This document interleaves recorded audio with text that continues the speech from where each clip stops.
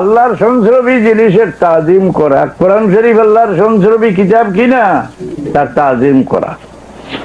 আমাদের ওদের নিম্মুল্লাহ হলল ইমান, কিতাব দেখে না, শিখে না, যে কোনো জিনিস জানে না, জিজ্ঞাসা করলে বলবো বেদাত। কোরআন শরীফকে মুখ দিয়ে চুম্বন করা, আপনি জিজ্ঞাসা করেন, মুল্লা বলবে এটা বেদাত।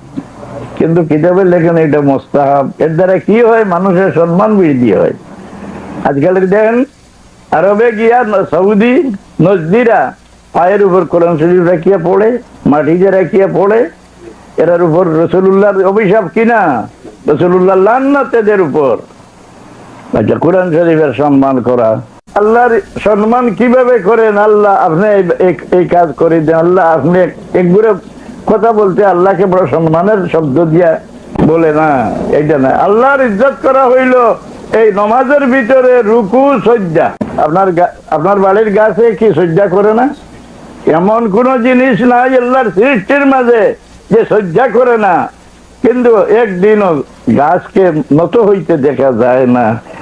তবে আমি নত কেন হওয়া বলে মানুষ জাতের জীবনের উন্নতি, দুনিয়া আখিরাতের উন্নতি, সম্মান বৃদ্ধি একমাত্র নত হওয়ার মধ্যে।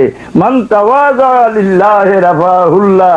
একজন মানুষ তার অন্তরকে কাতর বানিয়ে, কাতরতার সহিত যদি রুকু সিজদা আদা করে নামাজ পড়ে, আল্লাহ তাকে দুনিয়ার জীবনে বেইজ্জত করবে না, হাসরের ময়দানে আল্লাহ তাকে সম্মান করবে না। আল্লাহ আমাদের তৌফিক দান করো। সবে বলে সম্মান, আল্লাহর সম্মান, রুকু সিজদা